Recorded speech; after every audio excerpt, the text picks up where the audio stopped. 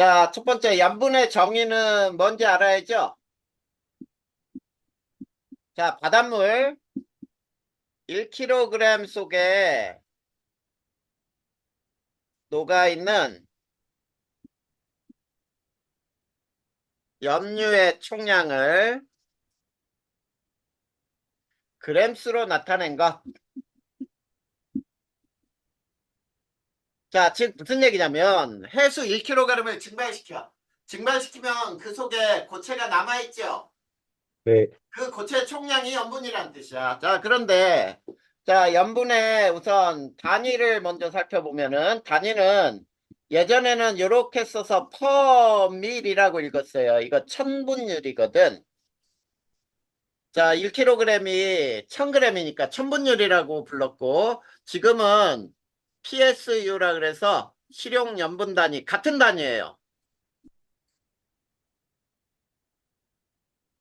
자, PSU나 퍼밀은 똑같은 단위야. 자, 요 단위를 사용할 수가 있어. 자, 그러면 우선 두 번째. 해수 속의 염류는 가장 많은 게 염화나트륨.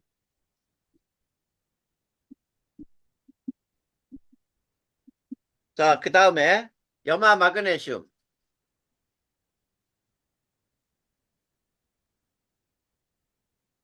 그 다음에 황산 마그네슘. 요런 순서대로 있어요. 등등으로. 자, 근데 염화나트륨은 짠맛, 염화 마그네슘은 쓴맛을 나타내는 염료야. 그 다음. 자, 해수 속의 원소.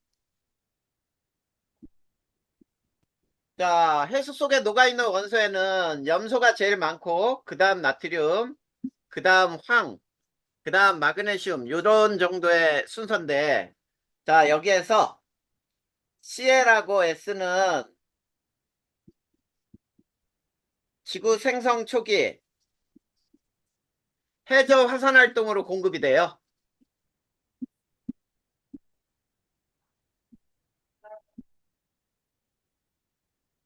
자, 세부적으로, 자, 내신 주민이니까 이런 것도 알아둘 필요가 있어. 학교에서 혹시 언급했다면 나올 수 있는 내용들이에요. 그 다음에 두 번째, NA나 MG 같은 경우에는 지각 성분이 지각 물질이야. 네. 자, 지각 물질이 물에 녹아, 강물이죠. 물에 녹아 바다로 유입이 된 물질이에요. 그래서 이런 물질들이 해수 속에 녹아 있게 된 거야. 그 다음에 또 어떤 것도 있냐면 대기 중 성분이 직접 녹아들기도 해요. 거기에는 산소 같은 것들도 직접 녹아 들어가니까. 자, 요게 염분에 대한 설명이야. 자, 그러면 두 번째, 염분에 어떤 법칙이 있냐면 염분비 일정의 법칙이라는 법칙이 성립이 돼요. 자, 염분비 일정의 법칙은 뭐냐면 바닷물의 염분은 다 달라. 자, 염분은 다르더라도 그 염분을 이루는 염류의 비죠. 염류의 비는 거의 일정하다 이런 얘기예요. 자, 염분비 일정의 법칙이 성립하는 이유는 뭘까?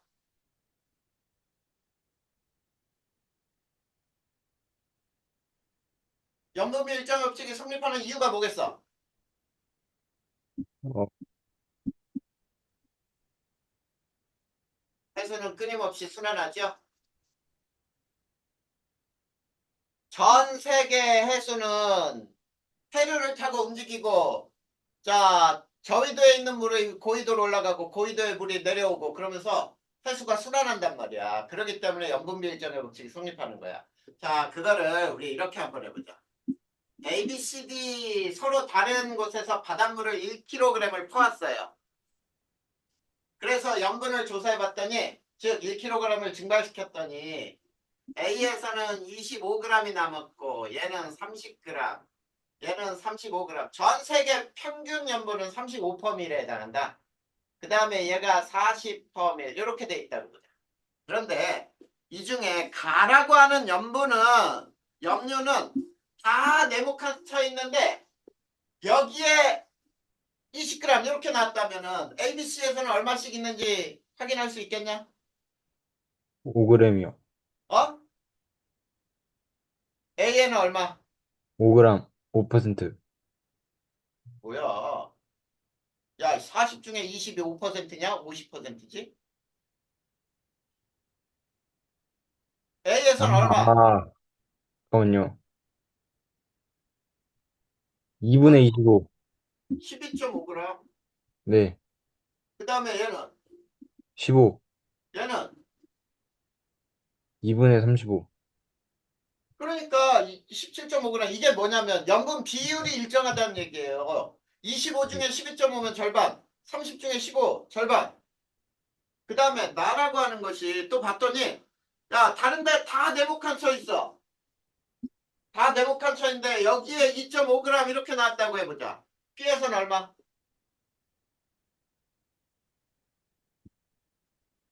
3, 3, 얘는 3. 얘는 3.5.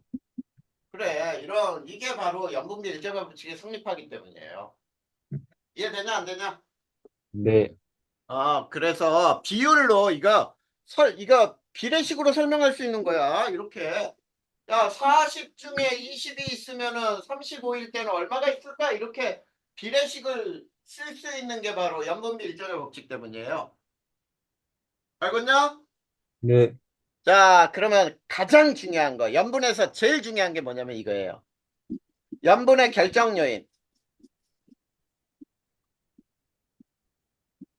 자, 염분의 결정 요인이라는 말은 무슨 말이냐면 염분이 높은 바다, 낮은 바다는 무엇이 결정하느냐. 가장 중요한 게 첫 번째, 증발량과 강수량이에요.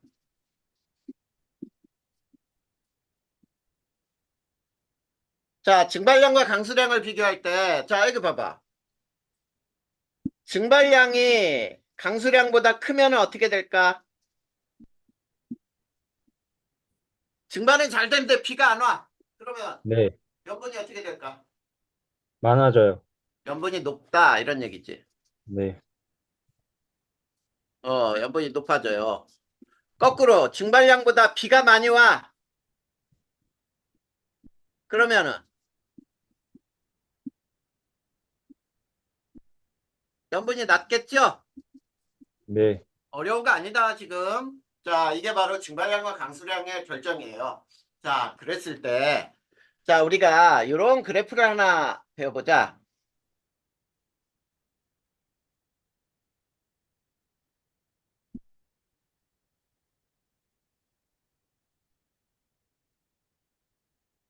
자, 북극하고 남극, 이렇게 해놓고 0이 적도예요. 자, 그랬을 때,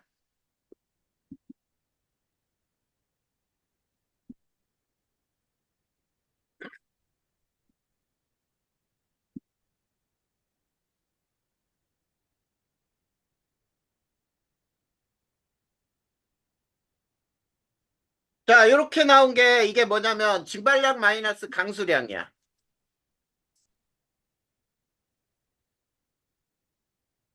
증발량에서 강수량을 뺀 값이에요. 자, 이 그래프의 값을 해석을 잘해야 돼.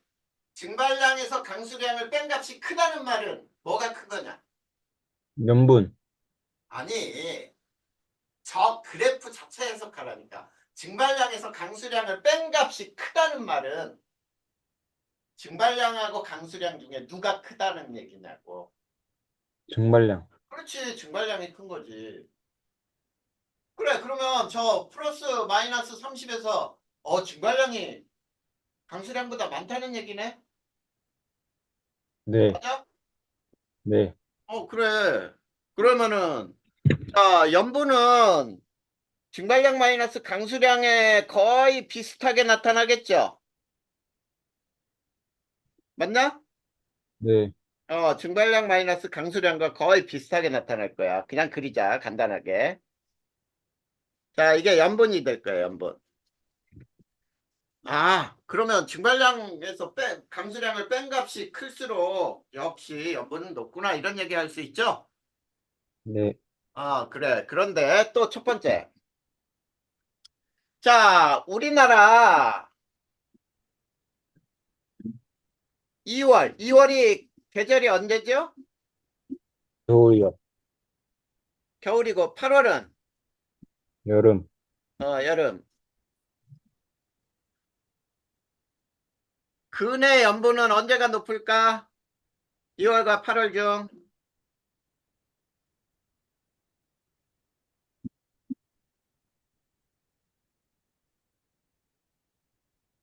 2월과 8월 중에 언제가 더 염분이 높냐고. 2월. 왜? 비가 안 오잖아요. 맞아요. 비가 안 온다. 이렇게 할 게 아니고 우리나라는 여름에 집중적으로 여름 강수예요. 네. 여름에 집중적으로 비가 와요.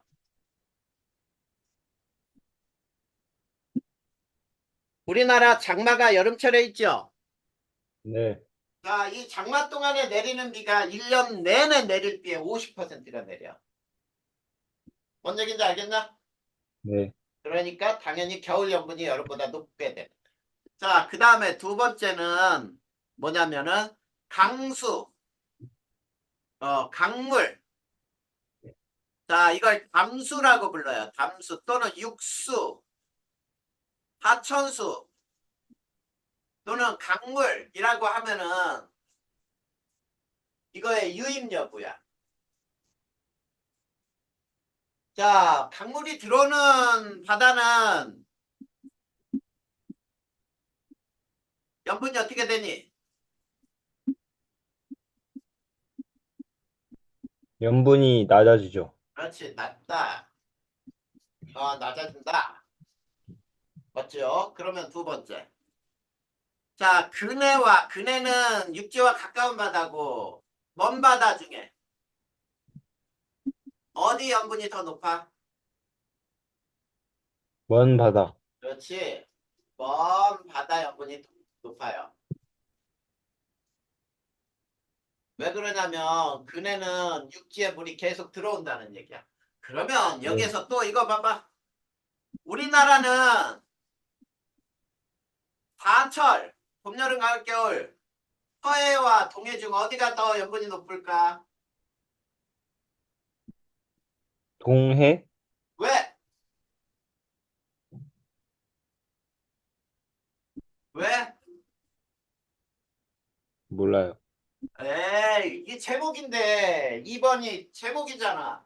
육수 유입 여부니까 주로 큰 강이 서해로 흐르잖아. 우리나라 한강 대표적으로.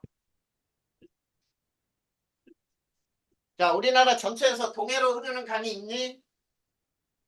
아니요. 있어, 두 개가. 하나는 북한, 우리나라에 하나, 남한에도 하나 있는 걸로 알고 있거든. 그런데 아주 대부분 큰 강들은 서해로 흐른단 말이야. 이해되냐, 안 되냐? 됐어요. 이거 정확하게 이런 걸 알고 있어야 돼. 그래서 우리나라 서해 염분이 낮은 이유가 뭐냐? 하천수의 유입량이 크다. 맞아요. 중국의 육지 쪽에서 어마어마하게 또 육지에 물이 들어와. 알겠죠? 네. 기본적으로 알아야 돼. 그 다음에 빙하가 녹느냐? 그걸 빙하의 해빙이라고도 부르고, 해수가 어느냐? 해수의 결빙 여부. 이게 세 번째 조건이에요. 자, 그랬을 때 빙하가 녹는 바다. 염분이 어떻게 될까? 낮아지죠. 네, 낮다. 그 다음에 해수가 어는 바다는 높아져요. 네, 그렇게 알아두면 돼요.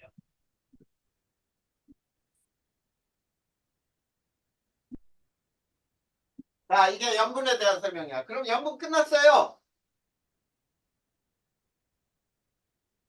어려운 거 있냐? 아니요. 자, 그럼 이거 지워도 되지? 네. 자, 그 다음에 니네 학교에서 그 해수 속에 녹아있는 기체 들어가 안 들어가? 용존 기체요? 용존 기체, 용존 산소, 용존 이산화탄소.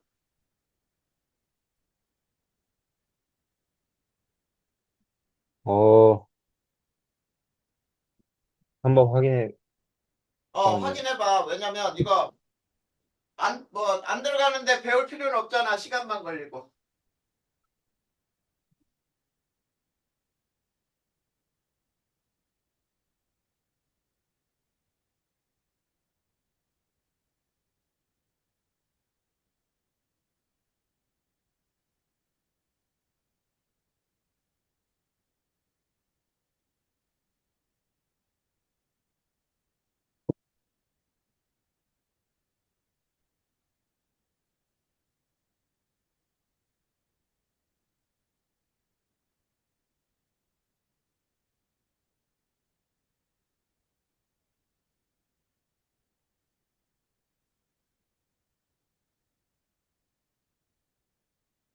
잠깐, 잠깐만요. 그,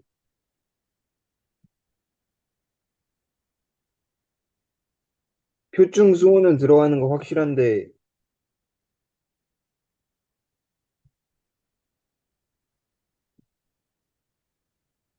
책에 없죠? 네? 그러니까 책에 안 나오지? 잠깐만요.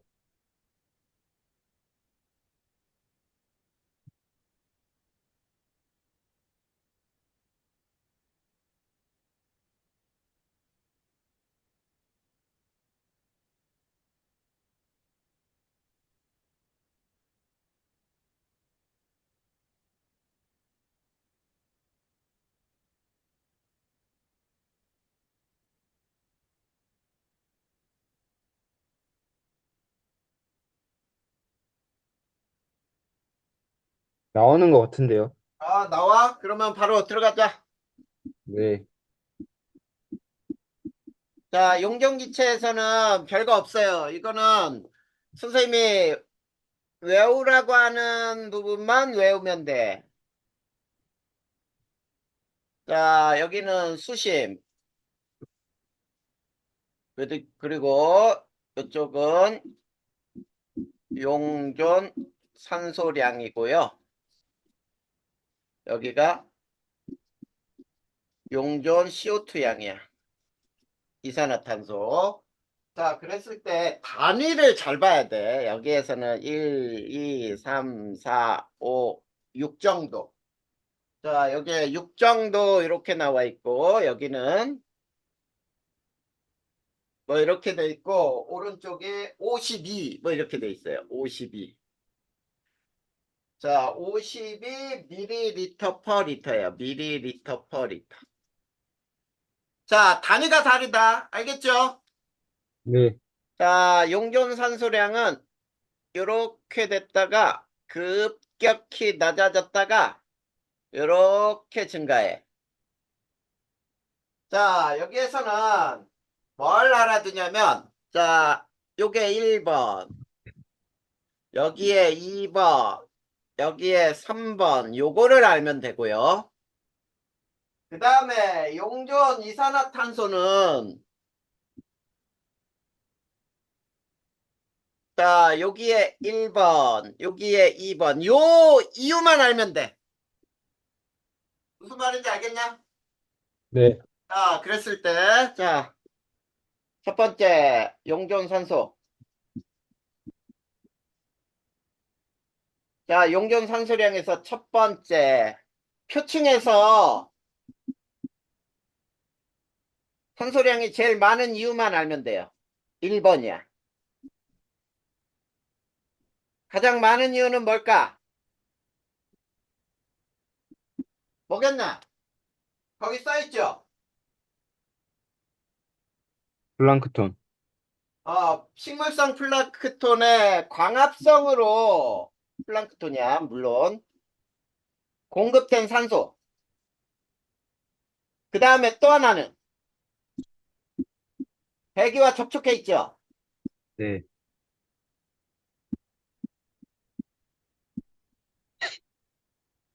자, 요거예요. 자, 공기 중에 산소하고 직접 접촉돼 있기 때문에 공기 중에서 직접 물속으로 산소가 녹아 들어가. 그럴 수 있기 때문에 표층에서 제일 높아요. 알겠니? 네. 자, 2번이야. 2번은 자, 깊이 1000m까지 낮아지죠? 맞나? 네. 자, 산소량이 감소하는 이유. 왜 감소할까?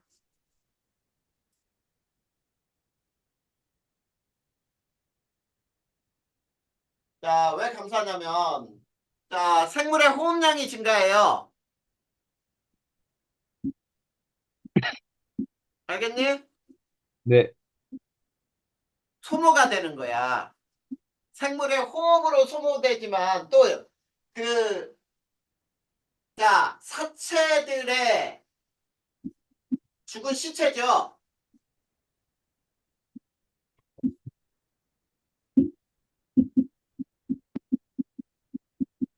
분해에 소모되는 거야. 분해에 소모가 돼. 이해됐어? 네. 그래서 산소량이 부족해지는 거야. 자, 세 번째 봐봐. 깊어질수록 다시 증가하지. 네. 증가하는 이유는 뭘까?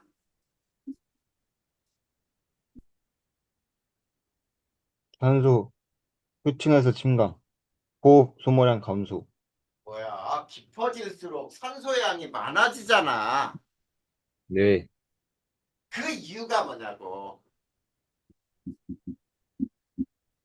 호흡 소모량이 감소해요. 생물에. 아니야. 자, 양극 표층에서, 자, 양극, 극이니까 극, 북극이나 남극이지? 네. 표층에서 산소를 녹인 해수가 침강을 해요. 가라앉는다는 뜻이야. 공급한 산소예요. 자, 지금 선생님이 이 이유를 알으라 그랬어요. 뭔 얘기인지 알겠죠? 네. 이게 용존 산소에 대해서 깊이에 따른 1번, 2번, 3번의 이유야. 자, 용존 이산화탄소.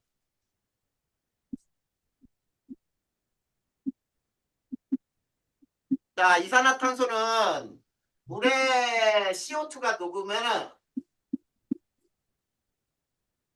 CO3-나 HCO3-의 이온 상태로, 이온으로 존재를 하게 돼요.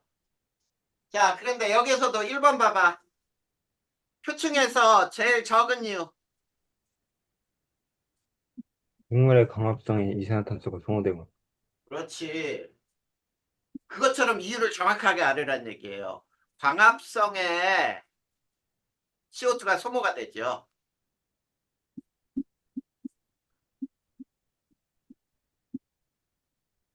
자, 광합성에 CO2가 소모되기 때문에 표층에서 제일 작아. 그 다음에 두 번째. 깊어질수록 증가하는 이유는 수온이 낮고 수압이 높아 이산화탄소의 용해도 증가. 네, 맞아요. 깊어질수록 증가하는 이유는 자, 수온이 낮고 수압이 높아서 기체의 용해도가 증가하는 거야.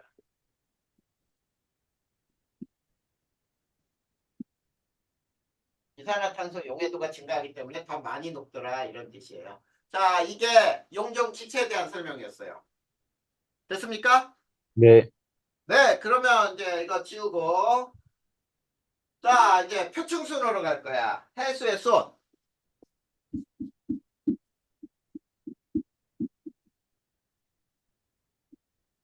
자, 해수의 수온에서 수온의 결정 요인. 자, 수온을 결정하는 요인은 뭘까요? 가장 중요한 게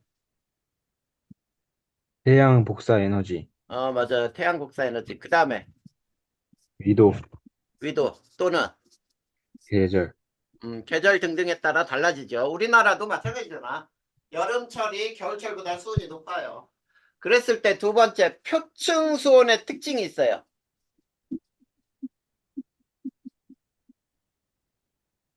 자, 표층 수온의 특징은 어떤 특징이 있냐면 0도부터 해서 30도 정도로 분포해요. 0도씨에서 30도씨 정도로 30도씨 정도로 분포한다. 자, 그 다음에 이 수온은 대체로 있지, 대체로 위도와 나란하게 분포해요. 위도와 나란하게 분포한다.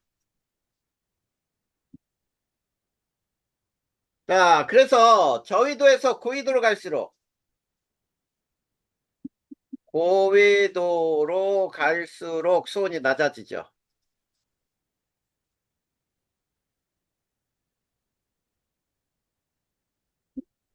자, 그 다음에 용승이 일어나는 곳은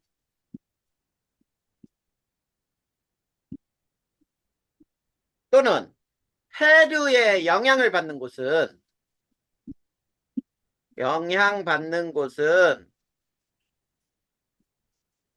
다를 수 있어요. 즉, 위도와 나란하지 않을 수 있다라는 얘기야. 이해됐니? 네, 그리고 네 번째, 수온의 열적도.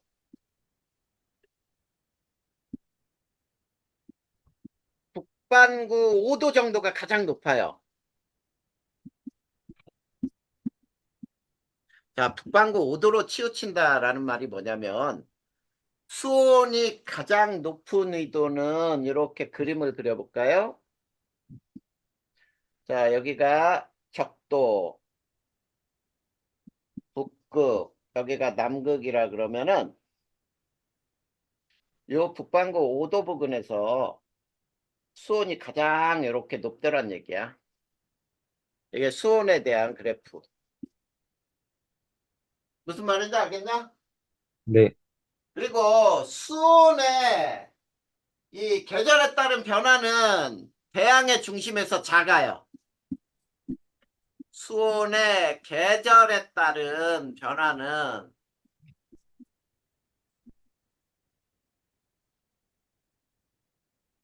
대양 중심에서 작다.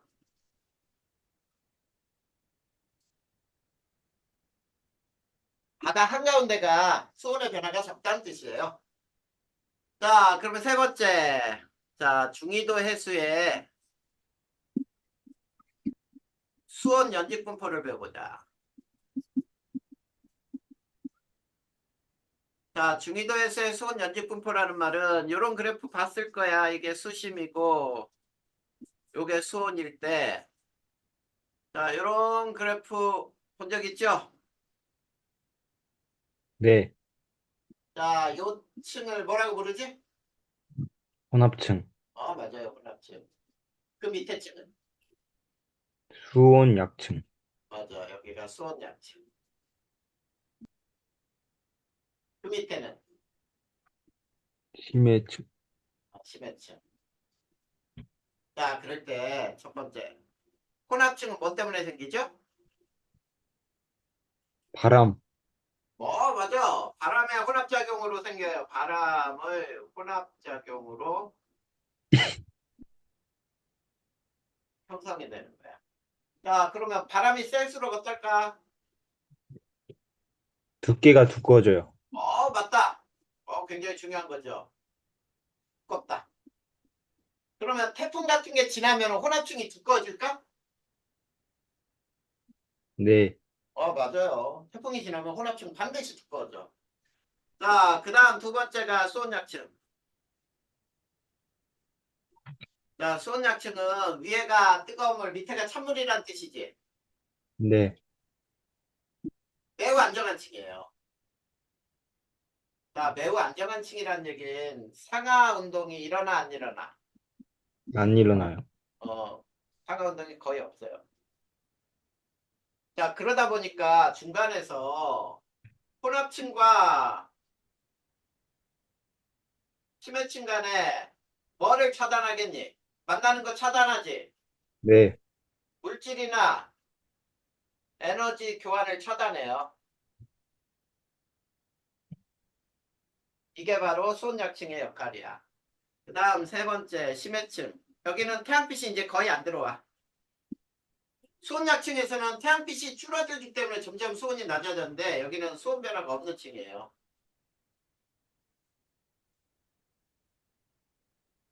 자, 이렇게 해서 세 개 층으로 층상 구분이 일어나요. 됐습니까? 네, 자, 그러면 네 번째 위도별. 자, 수온 연직 분포를 한번 볼까? 수온 연직 분포. 자, 위도별로 수온을 잘라보면 수심, 수온이랑 할 때, 자, 요렇게 나오는 게 있을 거고,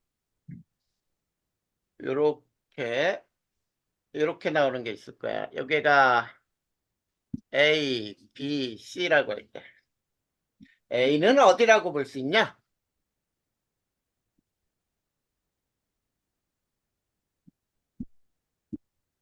A는 저緯도라고 할 수 있어요. 적도에 가까운 쪽이야. 저緯도에서는 수온이 가장 높고 바람이 약하다는 거 알 수 있니?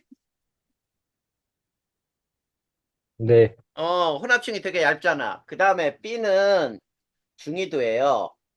아, 중위도의 특징은 수온이 비교적 높죠. 비교적 높고 바람이 강하다는 거 알 수 있네.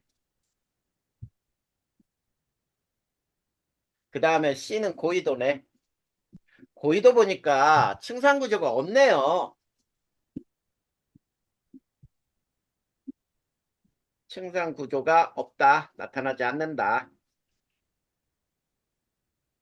됐습니까? 네. 자, 그러면 이거를 이제 위도별 층상 구조의 모습으로 한번 그림으로 나타나면 어떨까? 위도별 층상 구조는 다음과 같이 이런 그림이 나타난다.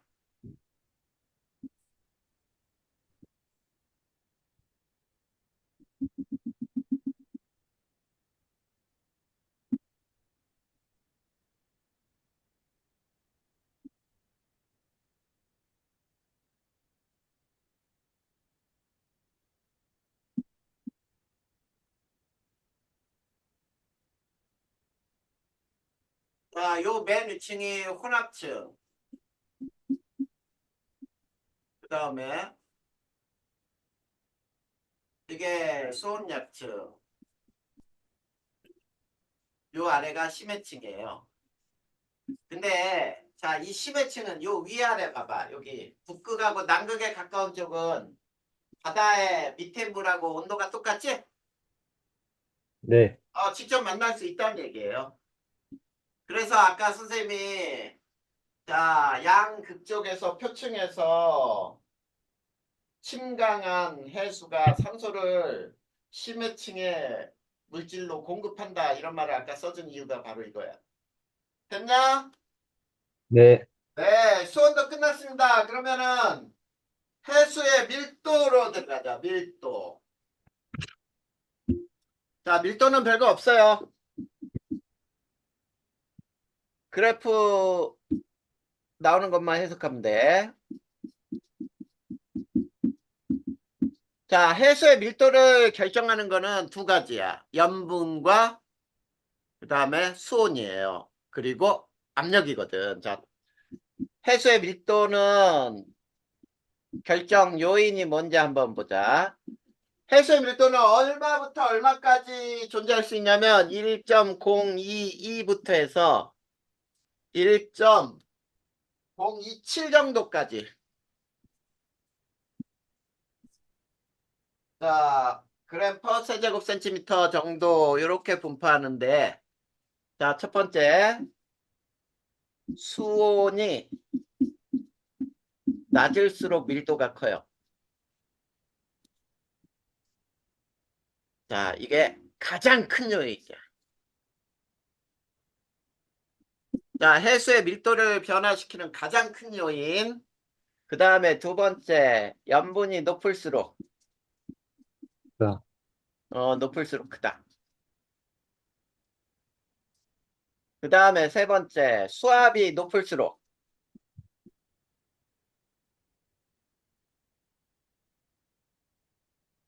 알겠죠? 네.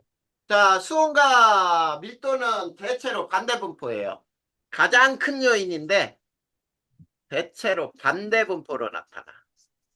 그러면 이렇게 얘기하면 되겠다. 수온이 가장 높은 곳에서 밀도가 어떻다? 크다. 아, 크다. 야, 작다, 작다. 작다. 이렇게 나와야지. 반대 분포라고 했는데. 자, 그러면 거기에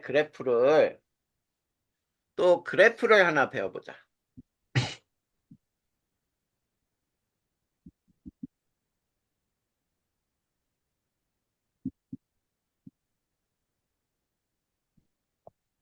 자, 아까 우리 수온은 어디에서 가장 높다 그랬지?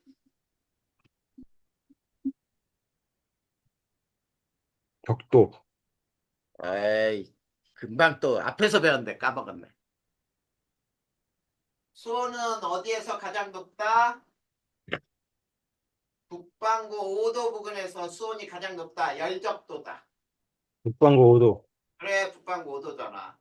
자, 수온과 밀도는 대체로 무슨 관계라고요? 비례가 아니라 반비례. 그래, 반대로 흐른다 그랬는데, 이렇게 됐다가, 이렇게 되거든? 자, 이거는 밀도고요. 이게 수온이야. 자, 근데, 자, 요거 알아야 되겠네. 여기 봐봐, 여기. 여기를 잘 보면은 북반구 쪽에 수온이 낮아지는데도 밀도가 감소하지. 자, 책에는 저 그림이 좌우가 바뀌어 있을 거야. 그림 네. 보는 거 잘 알아야 돼. 선생님은 지금 왼쪽으로 그렸어요. 자, 이런 그래프가 나오는 이유가 뭐냐면 이 부분이야. 여기는 극에서 빙하가 녹아요.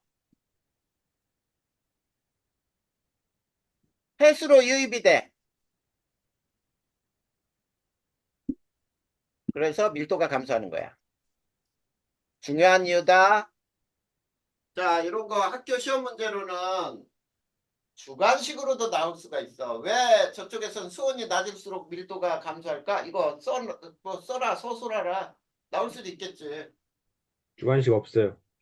주관식이 안 나오냐? 네. 안 나와도 객관식으로 나올 수도 있잖아. 네. 그러니까 꼭 기억해 두고. 그러면, 자, 우리, 아까 중위도 해수의 수온 연직 분포가 어떻게 됐니? 이게 수온이라 그랬니? 네. 그러면 요걸 그래프를 작게 그리.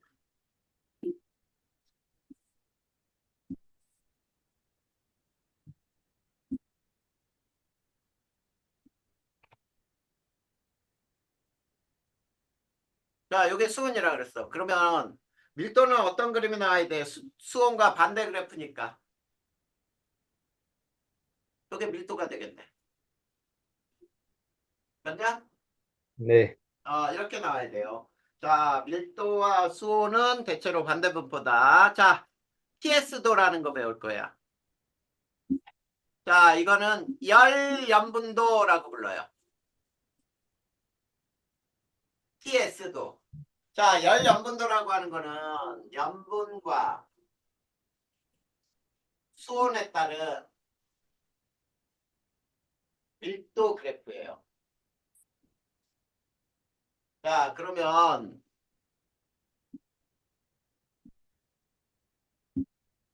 자, 이쪽이 염분. 이렇게 수온 위로 올라갈수록 높아지고 염분은 오른쪽으로 갈수록 높아져요. 자, 그랬을 때 이렇게 선들이 나타나지. 네. 자, 이렇게 나타나는 이 선을 뭐라고 부르냐면 이걸 등밀도선이라고 불러. 등밀도선. 알겠니? 네. 자, 등밀도선에서 자,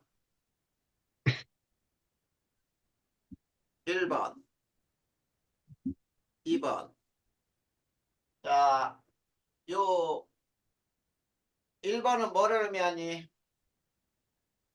수온, 수온이 낮을수록 밀도가 어떻다는 얘기야? 높아요. 커진다는 뜻이에요. 저 그래프로는. 자, 그 다음에 두 번째. 수온이 같을 때 염분이 높을수록 밀도가 크다. 이런 말이죠. 네, 자, 그 다음에 자 알아두자. 여기를 A, 여기를 B. 자, A 해수, B 해수를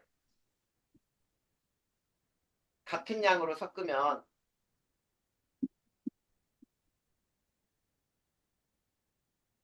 밀도가 같을까요?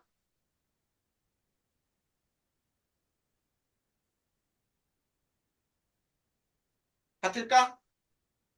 아니요. 밀도가 변해요. 변한다. 자, 등밀도선이잖아. 지금 A점하고 B점은 밀도가 같은 점이지. 네, 그런데 얘네들 봐봐. 같은 양씩 섞었다는 얘기는 이거의 절반으로 변한다는 얘기야. 그 다음에 요점하고 요점의 절반으로 하면은 요거 그래프가 좀 이상하지만 자, 요거를 요렇게 하면은 요점이 등밀도선에서 벗어나지. 네, 벗어나더란 얘기야. 그래서 등밀도선에 있는 두 지점의 해수를 똑같은 양으로 섞었다고 밀도가 같으냐? 아니란 얘기예요. 그걸 꼭 기억해도 알겠죠? 네, 자, 그러면 여기까지 해서 2단원 시험 범위가 끝났어요. 맞지? 네, 네. 여기까지 또 질문할 거 있냐? 아니요. 없어요? 네, 자, 그러면 3단원으로 갑니다. 니네가 지금 단원을 3개를 한꺼번에 하다 보니까 조금 바쁘다. 현명아, 네. 자, 3단원 이제 별의 진화부터 나오죠? 그, 어디냐면, 그, 원시별 그쪽인 것 같은데. 그러니까 그게 별의 진화야. 네, 별의 진화, 별의 탄생부터 이 탄생한 별이 원시별이 된 다음에 주계열성이 되고 주계열성에서 태양 정도의 질량의 별이 진화하는 것과 태양보다 질량이 매우 큰 별의 진화 과정. 이거를 여기에서는 집중적으로 배워야 돼. 네, 자, 별. 자, 첫 번째 별이라고 하는 게 뭔지 먼저 살펴본다면 별은 핵융합 반응으로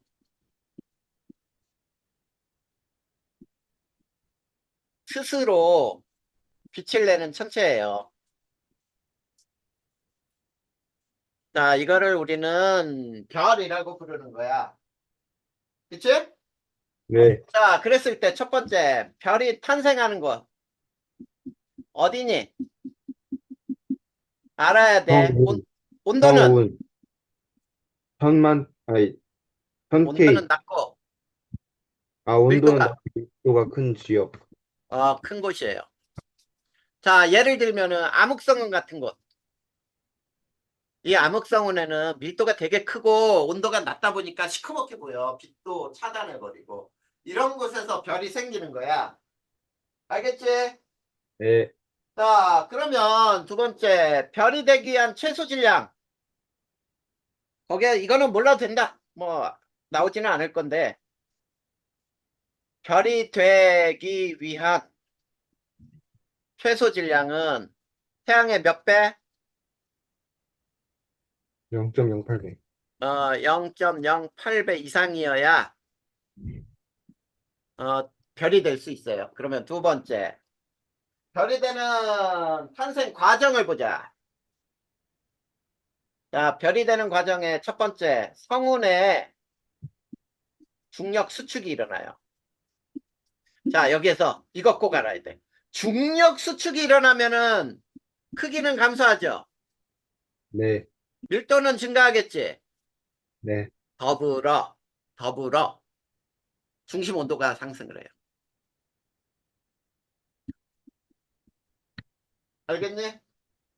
네, 굉장히 중요한 거야. 중심 온도가 상승한다. 자, 중력 수축하면 무조건 중심 온도는 상승한다. 이거를 알아야 돼. 자, 중심 온도가 상승해서 원시별이 만들어져요. 자, 원시별이 생성되는데 역시 마찬가지야. 중력 수축으로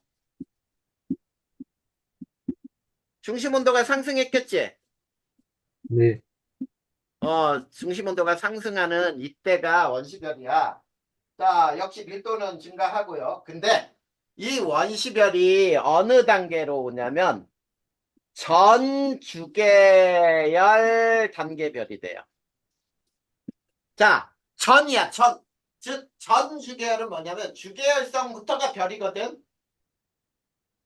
이해되지? 네, 주계열성부터가 별인데 주계열성 전 단계니까 아직은 별은 아니죠.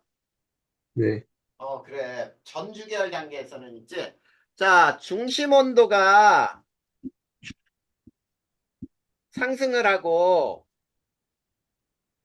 에너지가 대기로 전달이 돼요. 그래서 표면 온도가 1000K가 되잖아.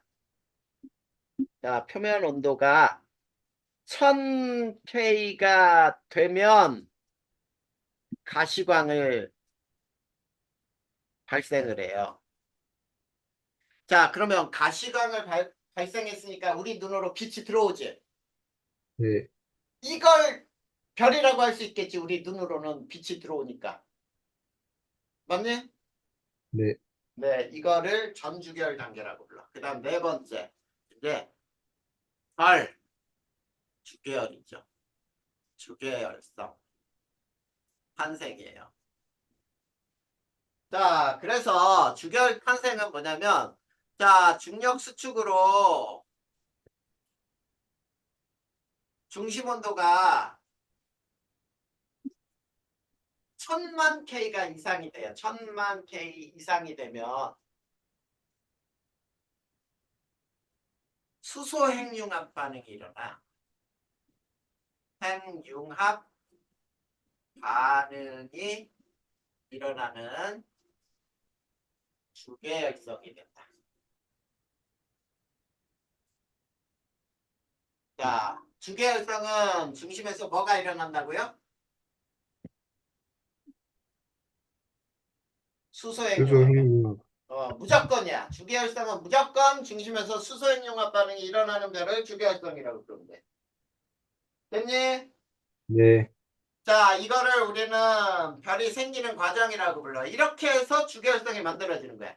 그러면 자, 원시별에서 주계열성으로 자, 원시별에서 주계열성으로의 진화. 자, 요거는 H알도예요. 자, H알도 중에 여기는 광도죠. 광도나 또는 절대 등급. 여기는 표면 온도가 되겠지. 그래서 그럴 때 이렇게 대각선으로 있는 게 이게 뭐였니? 주계열. 주계열성이었니? 네, 자, 여기 봐. 이게 질량이 매우 큰 원시별이에요. 질량이 매우 큰 원시별은 수평으로 진화합니다. 자, 수평 진화하면서 자, 속도가 빨라요. 거기 봐봐. 시간 나와 있니? 네, 시간이 되게 짧죠? 그치? 네, 그런데 이쪽에 있는 거. 질량이 작은 원시별. 자, 질량이 작은 원시별은 이렇게 진화하니 대부분 네, 수직으로 진화. 네, 속도가 어때요? 느려요. 굉장히 느려. 이해됐지? 네, 이거야. 여기서 원시별에서 주계열성으로의 진화는 이것만 알면 돼. 자, 그런데 거기에서 두 가지 그래프가 더 있어요. 이렇게 해서 만들어진 주계열성의, 자, 주계열성의 질량 광도 관계하고 질량 반지름 관계가 그래프로 나와 있죠. 네, 무조건 이거는 이렇게 알아두면 돼. 여기는 질량, 광도. 자, 광도를 보니까 막 이런 그래프가 있는데 이거의 그래프는 대체로 보면은 비례하니? 네, 질량하고 반지름도 어때요? 비례해요. 대체로 다 비례하죠? 네, 그러면 이렇게 알아두면 되겠지. 질량이 큰 주계열성은 반지름도 크고 그 다음에 광도도 크고 맞네? 네, 무조건이야. 무조건 이거는 무조건 알아야 돼. 무조건. 보기 중에 지문 중에 나와도 틀리면 안 된다. 자, 이게 원시별에서 주계열성으로의 진화예요. 그러면 여기까지는 질문할 거 있어? 아니요. 그러면 이제 주계열성 이후의 진화를 해요. 자, 그래서 별의 진화 중에 주계열성 이후의 진화는 두 가지로 나뉜다. 첫 번째, 질량이 태양 정도인 주계열성이야. 자, 질량이 태양 정도인 별은 주계열성에서 적색 거성을 지나 백색 외성. 아니야 행성상 아니고, 성운을 행성, 지나 네, 백색외성이 돼요.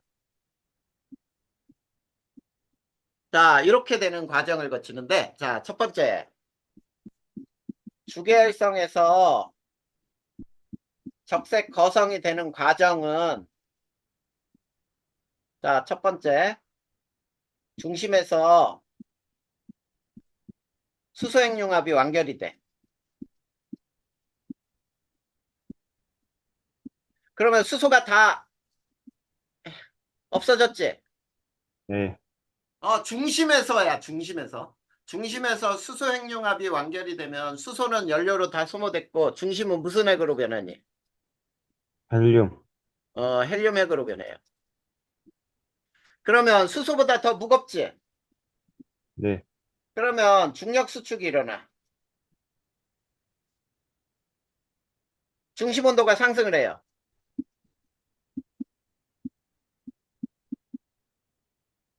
이해됐니? 네, 자, 중심 온도가 상승하면서, 자, 에너지가 대기로 전달이 돼요.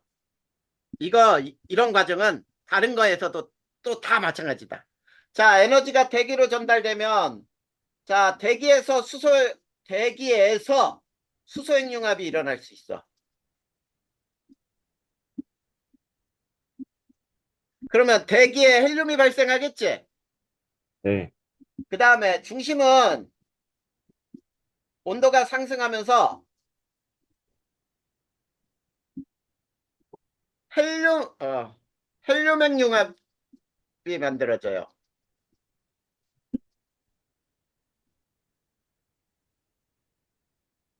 자, 이렇게 되면서, 자, 중심에서 뭐까지 만들어지냐면 헬륨 핵융합이 발생해서 C와 O까지 만들어져. O까지. 이해됐어? 네, 그 다음에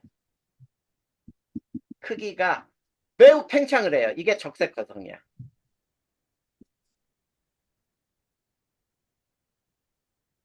됐니? 네, 자, 그 다음 두 번째는 적색거성에서 행성상 성운 내지는 백색 외성이 되는 것은 자, 첫 번째. 자, 대기에서 온도가 상승하고 그러면 팽창을 하잖아. 폭발을 해요. 자, 근데 팽창할 때는 자 봐봐. 크게 팽창할 때는 자, 온도는 어떻게 되니? 맞아요. 온도가 팽창할 땐 낮아지는 거 알아야 돼. 낮아져요. 중력 수축할 때 온도가 높아진다 그랬잖아. 자, 그러면서 적색 거성에서 바깥층에서 핵융합이 막 발생할 수 있단 말이야. 알겠지? 네. 그래서 대기가 우주로 흩어지는 거예요. 팽창 폭발하면서. 이때가 바로 반지 모양으로 이게 행성상 상원이야. 자, 그 다음에 세 번째 중심은 수축하여 더 이상 핵융합은 일어나지 않아요.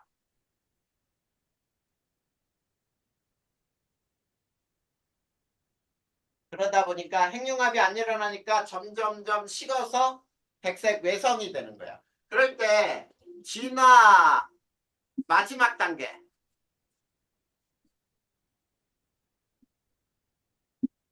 자, 진화 마지막 단계 단면을 보면 다음과 같이 돼요. 자, 중심에 산소와 탄소까지 만들어지고 그 다음에 헬륨층이 있고 그 다음에 수소층이 있어요. 자, 요런 형태 원소들이 분포하면은 어떻게 알아야 돼? 아, 질량이 태양 정도인 별이 진화해서 마지막 단계구나. 이렇게 알아두면 돼요. 됐지? 네. 이게 질량이 태양 정도인 별의 진화예요. 자, 그 다음 두 번째.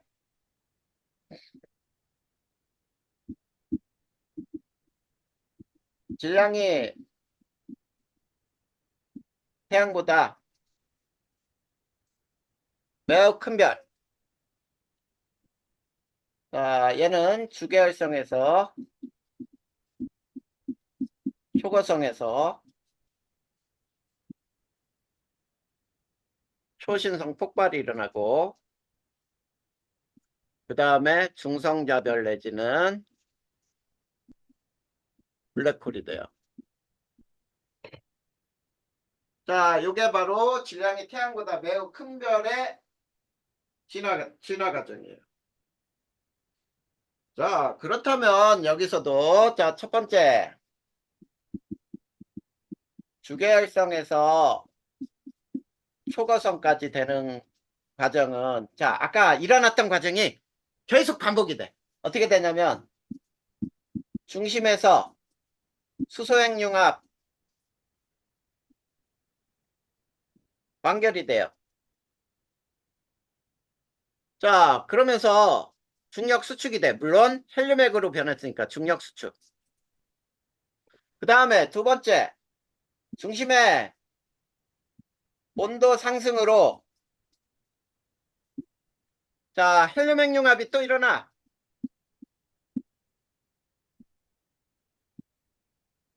자, 그러면서 산소가 만들어져. 그러면 또 중력 수축. 중심의 온도가 올라가.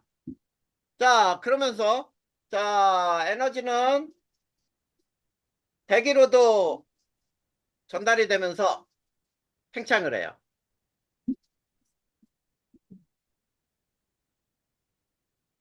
그 다음에 중심에서는 철 원자핵까지 만들어진다. 중심의 온도가 계속 중력 수축으로 올라가다 보니까 철 원자핵까지 생성이 되는 거예요. 물론 대기에서도 핵융합 반응이 연속해서 일어날 수가 있어. 자, 그리고 두 번째 초거성에서 초신성 폭발 내지는 자 중성자별 블랙홀이 되는 과정은, 자, 중심에 중력이 매우 커져요.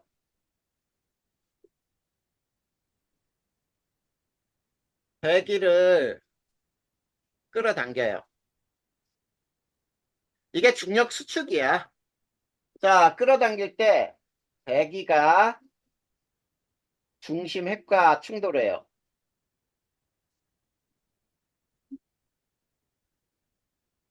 자, 중심 핵과 충돌하여 거대한 폭발이 일어나.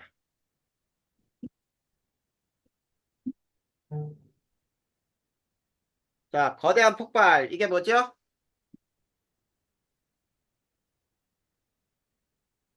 초신성 폭발. 이게 초신성 폭발이야. 자, 그 다음에 초신성 폭발 때 온도가 어마어마하게 높아지거든. 이때 철보다 무거운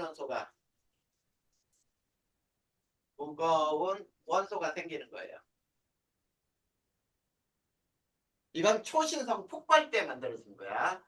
그리고 우주로 흩어진 물질은 다른 별 생성의 원료가 되는 거예요. 자, 요게 질량이 태양보다 매우 큰 별의 진화 과정이야. 자, 역시 진화 마지막 단계. 반면을 한번 살펴보면은 얘는 원소의 종류가 되게 많이 분포한다. 요 중심에 철이 있어요. 철. 자, 그 다음 층에는 뭐가 있냐면 자, S나 SI가 있어요. S, 황이나 규소가 있을 수 있고 자, 그 다음 층에는 산소나 네온이나 아르곤이 만들어질 수 있어요. 네온이나 아르곤이 아니라 마그네슘. 자, 그 다음 층에는 C나 O까지 있을 수 있고 그 다음 층에 헬륨, 그 다음 층에 수소 이런 층이 있잖아.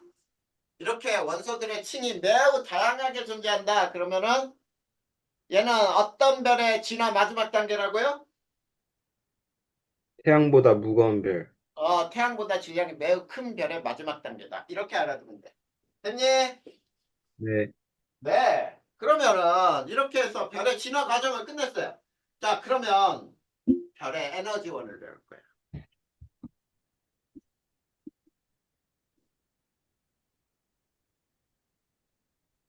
자, 별의 에너지원에는 두 가지 에너지원이 있어요. 가장 중요한 게 자, 중력 수축 에너지 첫 번째. 자, 중력 수축 에너지는 가장 중요하게 작용할 때가 별 탄생에 가장 중요한 에너지예요. 맞죠? 네. 별 탄생할 때 성운의 중력 수축이란 말이야. 그랬을 때 중심 네. 온도가 올라갈 수 있는 게 중력 수축 에너지 때문이야. 그러니까 별이 네. 생길 때 가장 중요한 에너지는 중력 수축 에너지야. 그리고 또 하나, 별 진화 과정 중에 중심 온도를 높이는 에너지원이에요. 네. 그래서 자, 중심 온도가 1000만 K가 되면 수소 핵융합이 일어나지만 중심 온도가 1억 5천만 K가 되면 헬륨 핵융합이 일어날 수 있어요. 그 1억 5천만 K까지 올리는 게 중력 수축 에너지란 말이야. 됐죠? 네. 자, 그 다음에 별의 에너지원의 두 번째가 자, 수소 핵융합 에너지. 자, 이거는 수소 핵융합 에너지는 무엇의 에너지원이죠? 그 주계열성. 주계열성의 에너지원이에요. 자, 이게 바로 별의 에너지원 두 가지야. 자, 그러면 우리 이 수소 핵융합 에너지를 배우기 위해서 자, 첫 번째 수소 핵융합 반응을 한번 배워보자. 자, 수소 핵융합 반응은 뭐냐면 중심 온도가 얼마일 때 일어난다 그랬지?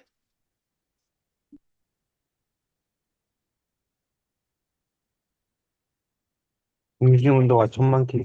1000만 K 이상인 별에서 일어나는데 4개 수소 원자핵이 하나의 헬륨 원자핵을 만드는 거예요. 자, 그랬을 때 이때 어떤 일이 발생하냐면 질량 결손이 일어나요.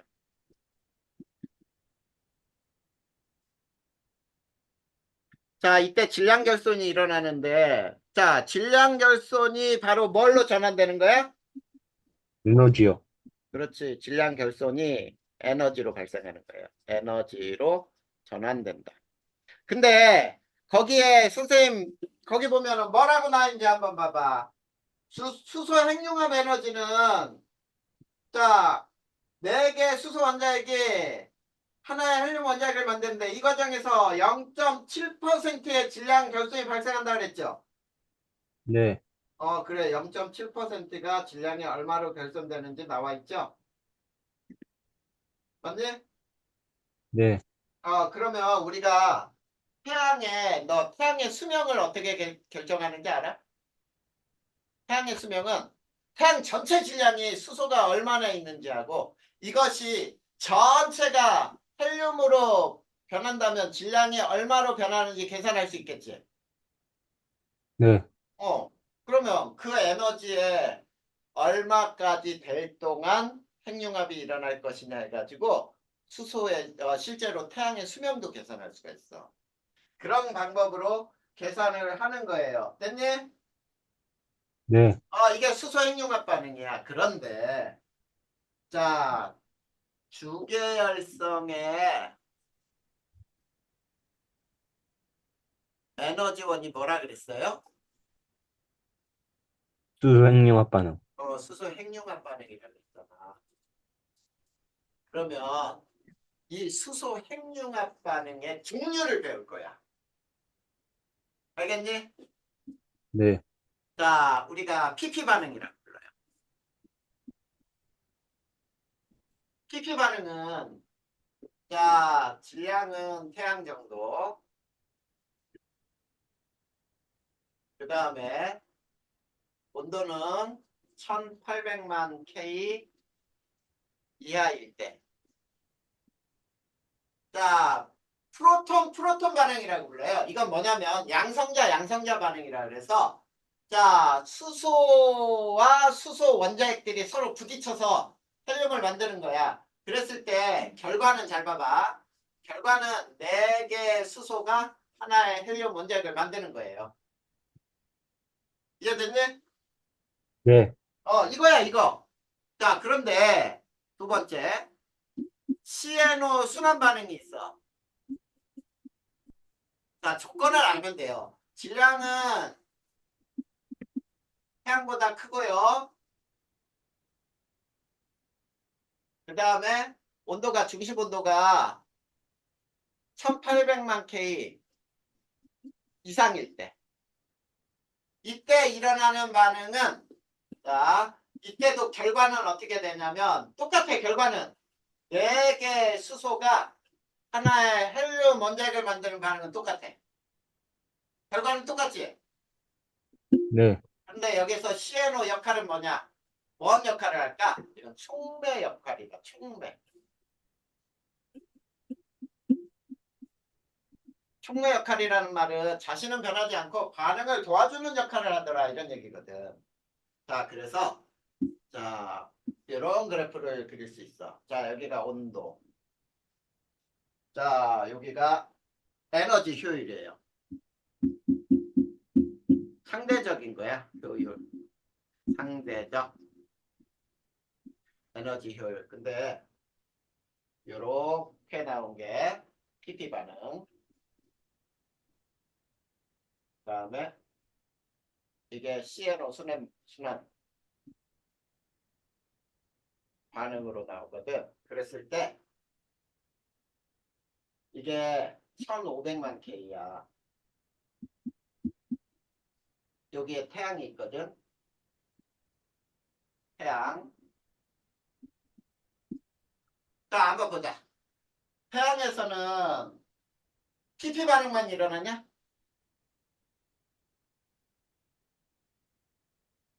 네? 태양에서 수소액융합 반응이 일어날 때 PP 반응에 의한 수소액융합만 일어나냐? 네. 아니요, 아니야. 아니요. 두 개 다 일어나요. 두 개 다 두 개 일어나는데 다 PP 반응이 일어나. 우세하게 일어나요. 두 개 다 일어나는데 이 정도 있잖아. 그러니까 PP 반응보다는 시에노 순환 반응이 여기선 에너지가 더 적게 발생한다는 뜻이지. 네네네. 그리고 이 점에서가 PP 반응하고 시에노 순환 반응이 거의 동등하게 일어나는 거예요. 이해됐어? 네. 만약에 이 그래프에 여기에 그래프가 하나 더 이렇게 있다고 보자. 이 그래프는 무슨 반응이냐? 이거는 네. 수소액융합일까? 이건 어, 헬륨액융합을 읽어야 돼요. 네. 알겠지? 네. 왜냐하면 수소액융합은 시에노 순환과 PP 반응 두 개가 있단 말이야. 또 하나가 네. 있다는 건 이건 수소액융합이 아니란 얘기지. 네. 이게 됐어 안 됐어? 됐어요. 네, 이게 바로 주계열성의 에너지원의 수소액융합 반응이 일어나는 두 가지 반응을 구별해서 따진 거야. 해결됐죠? 네. 자, 그렇다면 이제 뭘 볼 거냐면 별의 내부 구조를 살피. 자, 별의 내부 구조. 자, 이거는 별거 없어.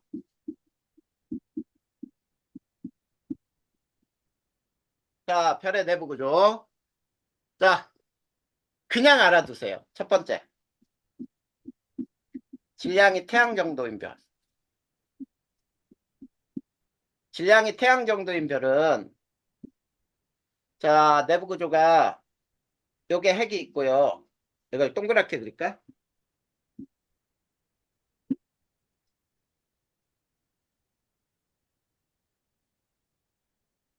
자, 여기가 핵이 있고 네. 여기가 빈 공간이야. 복사층이 있어요. 네. 그리고 이쪽에 이렇게 대류 현상을 일으키는 이런 화살표들이 그려 있거든. 이게 대류층이야. 알겠니? 네. 자, 이 별이 마지막에는 어떤 그림으로 변하니? 중심이 C, O, 헬륨, H 이렇게 변하면은 요런 별이 진화할 때 이렇게 변하는 거야. 네. 그 다음에 두 번째 질량이 태양보다 매우 큰 별. 매우 큰 별은 자, 그림이 어떻게 되냐면 여기에 이런 대류 현상이 여기에 핵에 그려져 있다. 이걸 뭐라고 부르냐면 대류핵이라고 불러. 그 다음에 여기가 복사층이야. 알겠니? 네. 대류가 일어나는 층이 바로 핵에 있어요. 그리고 얘네들 마지막 진화를 보면 중심에 뭐가 있다고요? 헬륨. 아니고, 철. 철, 그 다음에 S나 Si, 그 다음에 O, Mg, 그 다음이 CO, 헬륨, H 이렇게 변한단 말이야. 네. 이해됐어? 네. 네, 이게 별의 진화 과정하고 별의 내부까지. 여기까지 어려운 거 있니? 아니요. 확실히 없어요? 네. 네, 그러면 여기까지도 끝났네. 자, 그 다음 장 보자. 그 다음 장 보면은 외계 생명체, 외계 행성 발견 탐사 나오죠? 네. 오늘은 외계 행성 탐사 세 가지 여기까지 배울 거야. 네. 자, 다음 시간이 선생님이랑 계획된 네 번째 시간이 끝나거든. 근데 선생님이 볼 때는 다음 주 토요일까지 해도 조금 부족할 수 있거든? 무슨 말인지 알겠죠? 네.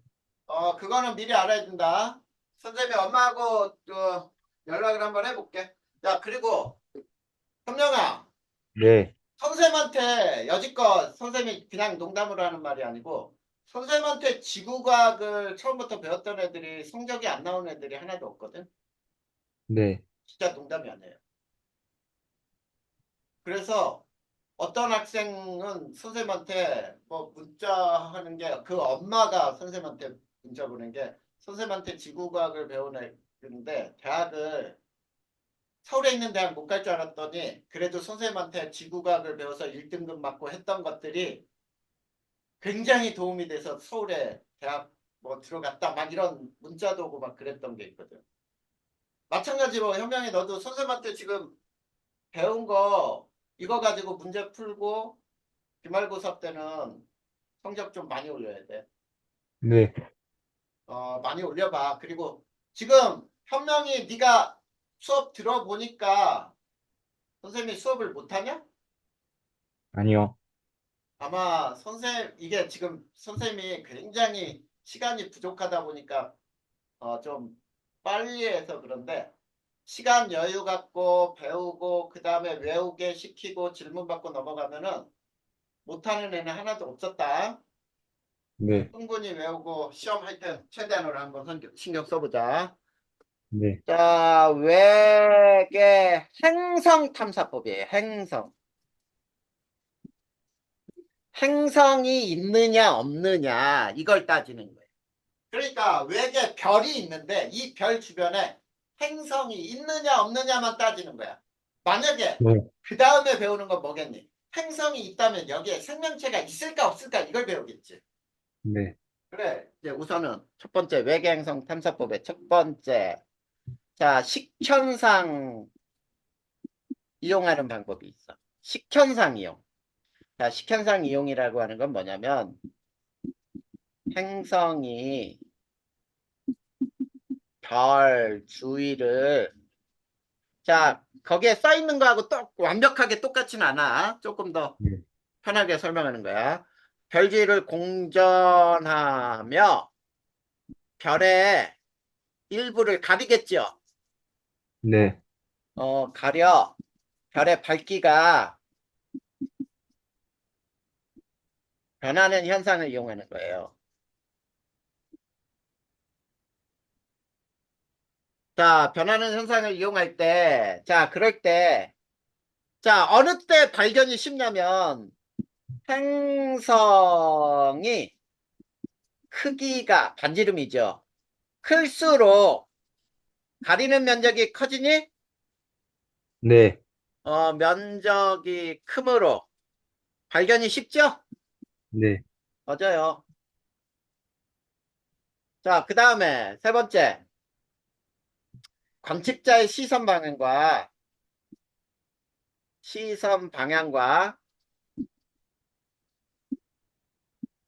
행성 공전 궤도면이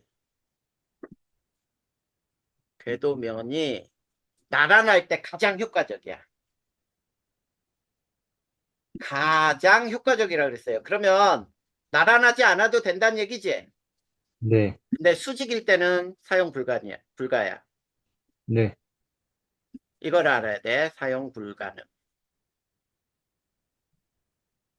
이해됐습니까? 네, 자, 그 다음에 식현상이 일어날 때 식현상 시 자, 행성 대기를 통과한 빛의 스펙트럼을 조사하잖아. 자, 스펙트럼을 조사하면은 행성 대기 성분도 알 수 있어요.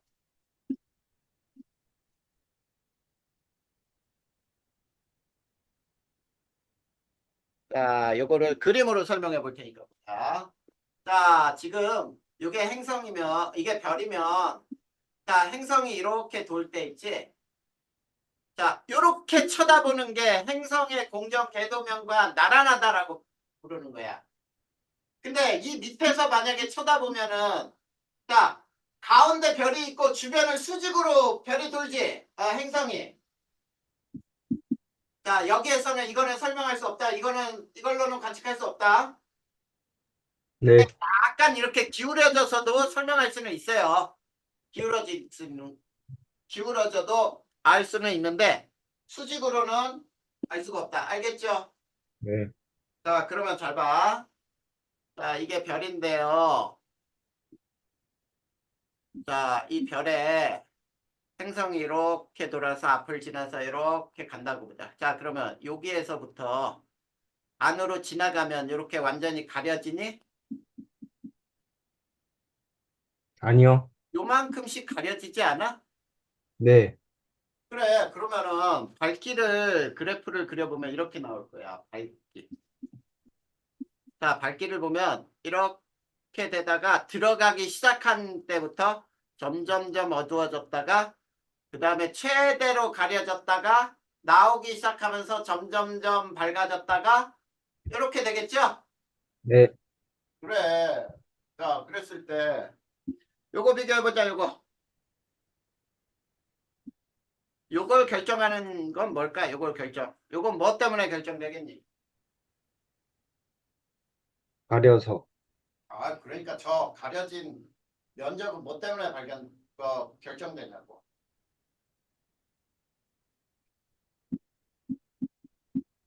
행성 반지름이 결정하죠. 행성 반지름. 행성이 크면 클수록 더 많이 가릴 거 아니야. 네, 그 다음에 요건 뭐가 결정하냐, 요거. 별의 반지름. 에이, 행성의 공전 속도가 결정하지.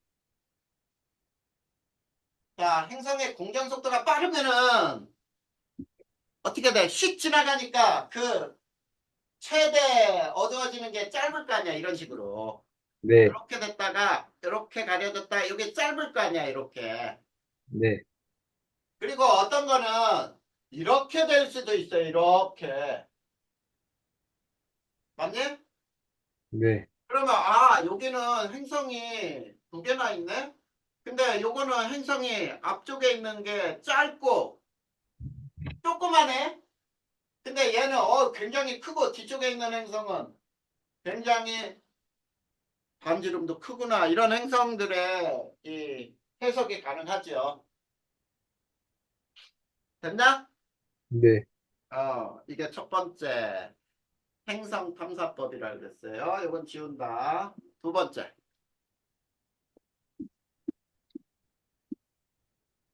도플러 효과를 이용하는 거야. 자, 도플러 효과 이용, 이걸 시선 속도 이용이라고도 불러요. 같은 말이야. 시선 속도 변화 이용.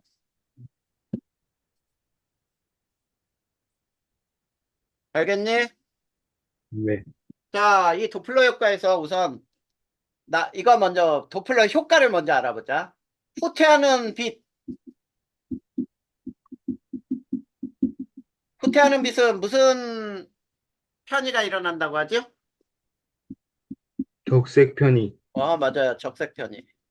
자, 적색 편의는 뭐냐면 관측되는 빛의 파장이 실제보다 길어요. 길게 관측이 되는 거지. 길게 관측. 길어요가 아니라 실제 파장보다 관측된 빛이 길게 관측될 뿐이야. 뭐, 자, 그 다음에 접근하는 빛은 무슨 편이? 정색 편이. 접근하는 빛은 청색 편이. 자, 그랬을 때 이거는 설명 안 해도 되지? 네, 관측되는 빛이 실제보다 짧게 관측되는 거야. 네, 알겠죠? 네. 이걸 먼저 알고 그 다음에 이 도플러 효과를 이용하는 거는 자, 공통질량 중심으로 행성과 별이 서로 공전할 때 사용하는 방법이에요.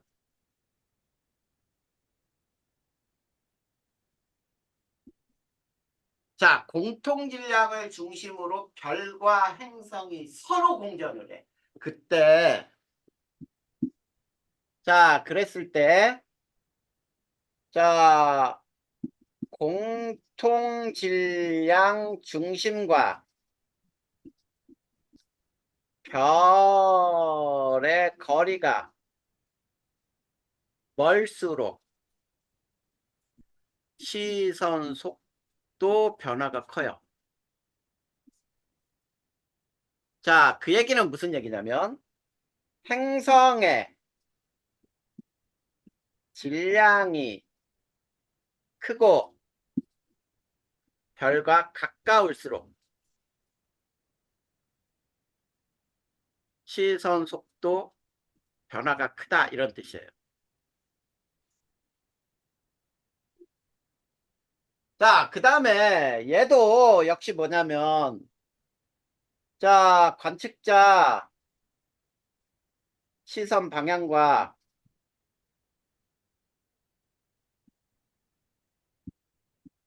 행성 공전 궤도면이 나란할 때 가장 효과적. 자, 수직일 때는 사용 불가능. 이해됐니? 네. 자, 그러면 자, 얘는 어떤 그림이냐면 이렇게 그림을 그릴 수 있어요. 자, 이제 선생님 여기에다가 자, 여기 그 다음에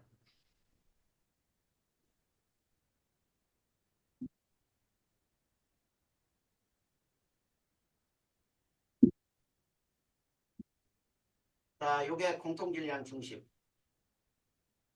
자, 가운데가 공통질량 중심이야. 자, 그리고 자, 요게 별이 네 군데 위치를 그릴 거예요. 하나, 둘, 셋, 넷. 이건 별이야, 별. 이건 가운데 게 중심별. 그 다음에 바깥에 있는 게 행성. 근데 행성도 역시 네 군데 위치를 그릴 거야. 여기 하나, 여기 하나, 여기 하나, 여기 하나. 자, 그럴 때 위치 시간별로 한번 보자.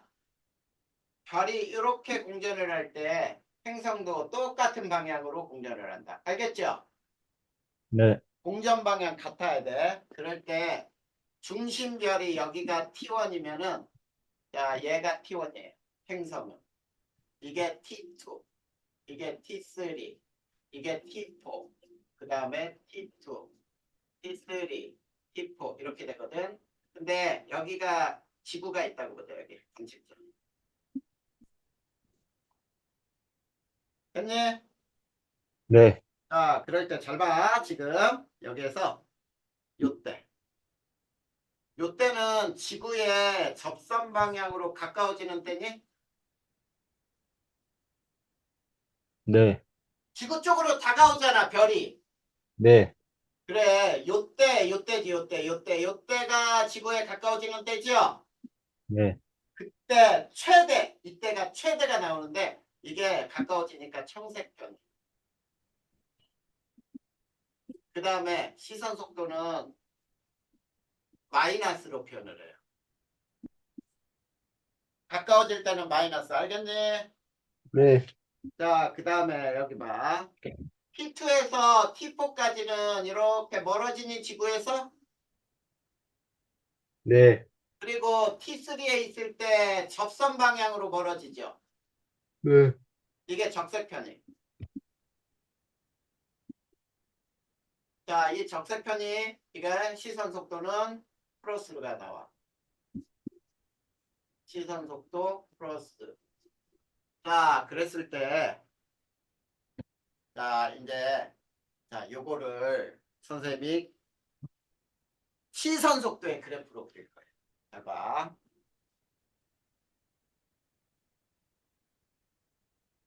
자, 여기가 시선 속도 0. 그래프에서 시선 속도 여기가 플러스, 여기가 마이너스.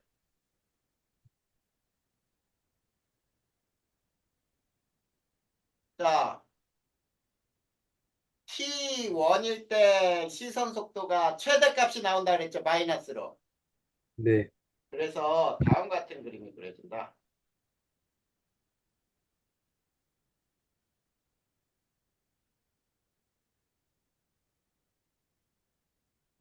자, 이렇게 그림 그릴 때 여기가 t1이야. 그러면 여기가 T2가 되고 여기가 T3가 되고 여기가 T4가 되고 다시 여기가 T1이 되고 여기가 T2가 돼요. 여기는 시간. 됐냐? 네, 요런 그래프가 그려져. 그럼 잘 봐. 별이 도는 것과 행성이 도는 위치는 서로 반대해야 돼. 그러니까 T1일 때 별은 여기 있지만 행성은 여기 있어야 돼. 알겠니? 네, 행성의 위치와 별의 위치를 헷갈리면 안 된다. 이 그림에서. 근데 자, 요 그림에서 잘 봐봐. 행성이 돌다가 별을 가릴 수 있는 위치가 있니 여기서?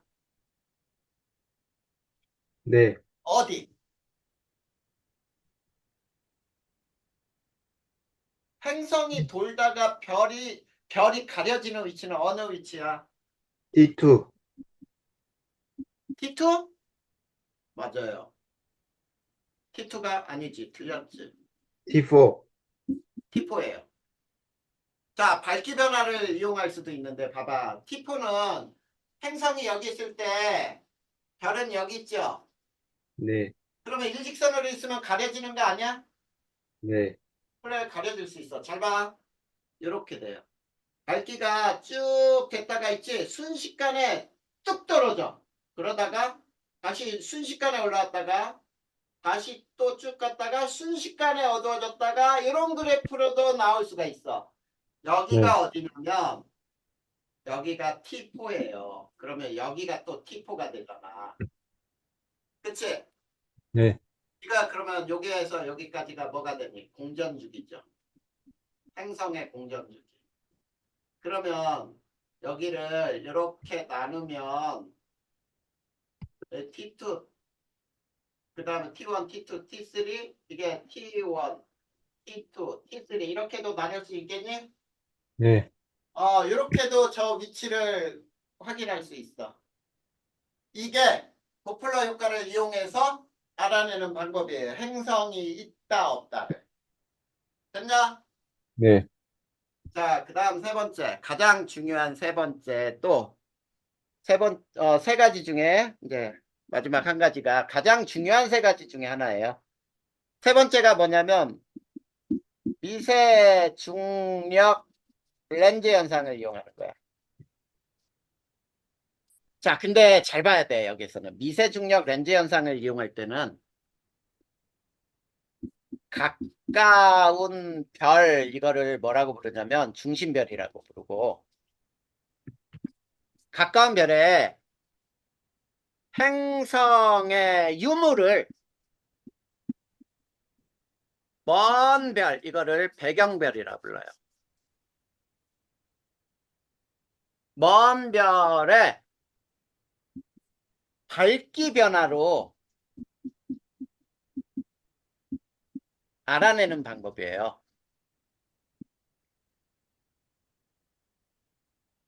이거를 우리는 미세중력 렌즈 현상을 이용한다라고 불러. 자, 그랬을 때 어떤 일이 발생하냐면, 자, 배경별의 밝기는 가장 밝을 때가 한 번 나타나요. 가장 밝을 때가 한 번 나타나고 미세중력 렌즈 현상을 이용해서 행성을 알아내기 위해서는 자, 행성 발견을 위해 지속적 관찰이 필요한데 너 하늘을 처음부터 끝까지 눈을 안 떼고 볼 수 있냐? 아니요. 그러다 보니까 발견 개수가 제일 작아요.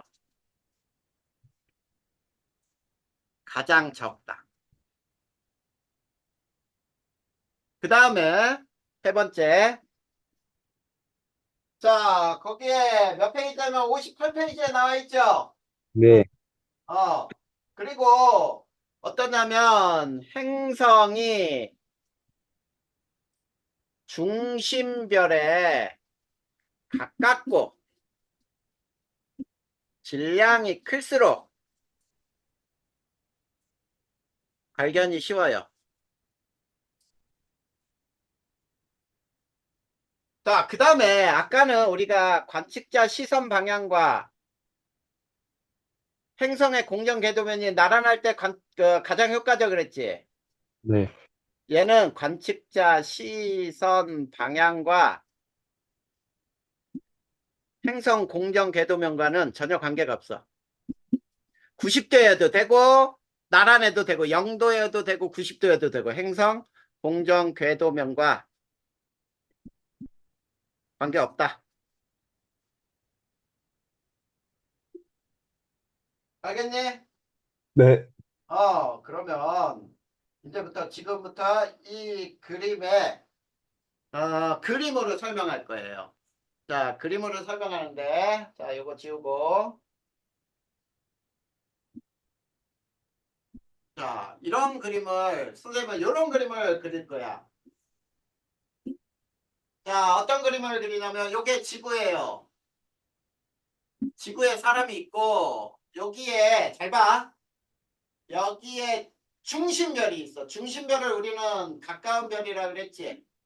네, 자, 중심별에 이렇게 있는데 자, 요 먼 별이 있는데 이걸 배경별이라고 불러.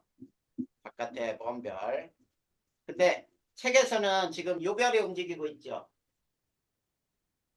화살표가 요 그림이 나와 있지. 네, 자, 근데 선생님은 요 별을 움직일 거야. 배경별. 배경별을 움직일 거야. 똑같아. 정확하게 똑같아. 중심별이 움직여도 되고 배경별이 움직여도 되고 선생님은 그냥 두 가지 중에 책에서는 중심별이 움직이는 걸로 나와 있으니까 배경별을 움직일 거란 말이야. 무슨 말인지 알겠지? 네. 자, 여기 있는 별이 배경별이 여기 있다고 보자. 배경별이 움직여요. 중심별도 움직일 수 있고. 자, 그런데 잘 봐. 배경별이 여기 있는데 여기에서 직선으로 나온 빛은 지구에 들어올 수 있냐? 없어요. 없죠? 네, 그래, 없단 말이야. 근데 잘 봐. 여기에 별이 있으면은 여기에 별이 있으면은 별의 중력을 받겠지. 네, 그래서 별의 중력을 받아서 자 여기 있는 별이 이렇게 별빛이 오다가 여기에서 중력을 받아서 지구로 올 수 있어. 그래서 여기 있을 때 별이 보여. 뭔 말인지 알겠죠? 네, 근데 자 여기 별이 이제 이쪽으로 왔어. 가운데로. 근데 잘 봐. 가운데 앞쪽에 별이 없다면 요렇게 출발한 빛은 지구로 올 수 있니 없니? 별이 없어요. 없다면 그냥 쭉 직진하니까 별 지구로 올 수 없잖아. 네, 근데 그 가운데 지금 별이 있다 보니까 잘 봐. 요렇 어, 자, 요 별이 여기 있을 때 이 별에서 요렇게 출발한 빛이 중력을 받아서 이렇게 휘어질 수 있어. 그 다음에 요렇게도 출발한 빛이 이렇게도 휘어질 수 있어. 그러면은 별빛이 양쪽에서 들어오죠. 네, 한 군데서만 오는 것보다 양쪽에서 들어올 때 더 밝겠지. 네, 이럴 때가 가장 밝아. 무슨 말인지 알겠니? 네, 이때 딱 한 번 밝아진단 말이야. 그리고 별이 이제 여기까지 왔다고 해봐. 이 별에서는 별빛이 이렇게 출발한 빛이 중력을 받아서 이렇게 도달할 수는 있겠지. 네, 맞아요. 그래서 이 별의 밝기를 잘 봐. 요 그림을 이해해야 돼. 요게 시간인데 여기가 밝기예요. 어떤 밝기냐면 봐야 돼. 밝기는 자 배경별의 자 중심별의 행성이 없을 때 배경별. 자, 중심별에 행성이 없을 때 배경별 밝기는 점점 밝아졌다가 한 번 딱 밝아진 다음에 다시 점점 어두워서 이런 그림이 돼요. 이때야, 이때. 지금 중심별에 행성이 없지? 네. 그런데, 자, 이번에는 여기가 똑같이 시간이고, 여기가 밝기인데, 이제 이 밝기는 중심별에 행성이 있을 때 배경별 밝기야. 즉 무슨 얘기냐면 여기에 이렇게 행성이 돈다고 해봐. 여기에 그림을 여기에 이렇게 행성이 만약에 돈다고 하면 이 행성에 자 중력의 영향을 받을까 안 받을까 저 별빛은 안 받아요. 어? 받아요. 아 빛도 너 빛이 블랙홀에는 끌려 들어가서 나오지도 못한다 그러지. 네. 왜? 중력을 받아서 빛이 끌려 들어가서 못 나오는 거거든. 네. 그럼 빛도 중력에 영향을 받는다는 얘기 아니야. 그러면 저 행성이 있으면 영향받지 않겠어? 네. 영향받아요. 그래서 밝기가 이렇게 변해. 잘 봐. 이렇게 밝기가 일정하게 변하다가 이런 데서 뾰쭉 하고 튀어 올라와. 알겠니? 네. 요게 행성 때문이에요. 그리고 행성이 여러 개라면 이런 것도 여러 개 나타나겠지? 네. 아, 이렇게 나타나는 게 바로 미세 중력 렌즈 현상을 이용하는 거야. 자, 선생님은 지금 배경별을 움직였다 그랬죠? 네. 배경별을 가운데 두고 이거를 이렇게 움직여도 마찬가지야. 똑같은 그래프가 나와. 이해됐니? 네. 그렇게 생각하면 돼. 자, 그리고 이제 마지막으로. 자, 마지막 직접 관찰이 하나 남았죠? 네. 직접 관찰. 자, 직접 관찰은 너무 먼 별은 관찰할 수 없어. 너무 먼 별의 행성은 관측할 수 없어요. 그 다음에 직접 관찰은 별빛이 너무 강하면 안 되기 때문에 별빛을 차단하여 관찰을 하면 돼요. 자, 그러면 이게 무슨 말인지 한번 보자. 자, 얘도 자, 관측자 시선 방향과 아무 관계가 없어. 알겠니? 네. 자, 그래서 이렇게 되는 거야. 자, 여기에 별이 있어. 자, 행성이 이렇게 돈다고 보자. 이렇게 수직으로. 근데 지구가 이렇게 있어요. 이게 지구야. 여기에 차단막을 설치해. 자, 차단막을 설치하면 별빛은 지구로 올 수 있니 없니? 없어요. 없어. 근데 여기에 행성이 여기 있다고 해봐. 그러면 별빛이 행성에 부딪혀서 지구로 들어올 수는 있지. 네. 그래, 이런 식으로 별빛이 행성에 부딪혀서 들어오는 이 빛을 측정해서 행성이 있느냐 없느냐 판단할 수 있겠죠. 네. 이렇게 관찰하는 게 직접 관찰의 방법이에요. 됐냐? 네. 여기까지. 질문. 없습니다. 자, 오늘도 여기까지 했는데도 시간이 되게 많이 갔잖아. 네. 이제 나머지가, 선생님 필기 노트로는 5장 남았는데, 요것도 꽤 많이 남았다, 그치? 3단원 끝까지 시험이지? 네. 그러니까. 자, 이제 나머지 몇 분 안 남았어.